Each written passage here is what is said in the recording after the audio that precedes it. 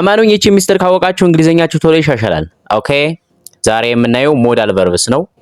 Modal verbs are used to express ability, possibility, permission, requests, offer and more, right? So እያንዳንዳቸው እናያለን ማለት ነው። እስከ መጨረሻው ተከታተሉኝ። ካንን የምንጠቀመው to express ability ወይም ችሎታን ለመግለጽ ስንፈልግ ካን የሚለውን እንጠቀማለን ማለት ነው። ለምሳሌ she can swim እሷ መዋኘት ትችላለች ማለት ነው። couldን የምንጠቀመው to express about possibility የሆነ ነገር የመሆን እድል እንዳለው ለመግለጽ ስንፈልግ could የሚለውን እንጠቀማለን ማለት ነው።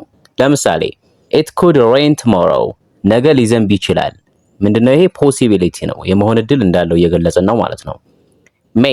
may የሚለውን የምንጠቀመው permission ወይም ደግሞ ፍቃድ ለመጠየቅ ስንፈልግ may የሚለውን እንጠቀማለን ማለት ነው። alright ለምሳሌ may I use your phone ስልክ መጠቀም እችላለሁ። ፍቃድ እየጠየቅን ነው ማለት ነው። permission good mate we use mate to express possibility mate የሚለውን የምንጠቀመው possibility ወይም ደግሞ የሆነ ነገር የመሆን እድል እንዳለው ለመግለጽ እንጠቀምበታለን። ወይም ደግሞ ሊሆን ይችላል ብለን ለመግለጽ ስንፈልግ mate የሚለውን መጠቀም እንችላለን ማለት ነው።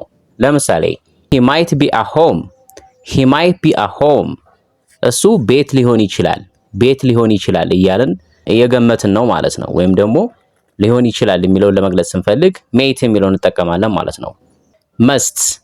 መስት የሚለውን እንጠቀመው to express necessity የሆነ ግዴታ የሆነ ነገር ወይም ደግሞ በጣም አስፈላጊ የሆነ ነገር ለመግለጽ ስንፈልግ መስት የሚለውን እንጠቀማለን ማለት ነው።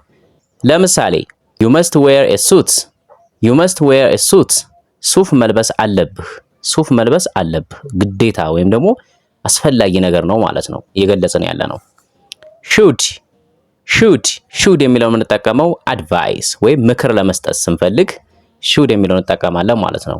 ለምሳሌ you should call her ልትደውልላት ይገባሃል ወይም መደወል አለብህ እያለን ነው። ይሄ ግዴታ ሳይሆን advice ወይም ደግሞ እንደዚህ ማድረግ ይኖርብሃል እያለን ምክር እየሰጠን ነው ማለት ነው። የመጨረሻው will የሚለውን የምንጠቀመው to talk about future ስለ ወደፊት ለማውራት ስንፈልግ will መጠቀም እንችላለን ማለት ነው። እስኪ ለዚህች ምሳሌ ኮሜንት ላይ ጻፉልኝ። በየቀኑ እንግሊዝኛ ለመማር ፎሎ አድርጉ። ሰላማችሁ ይብዛ።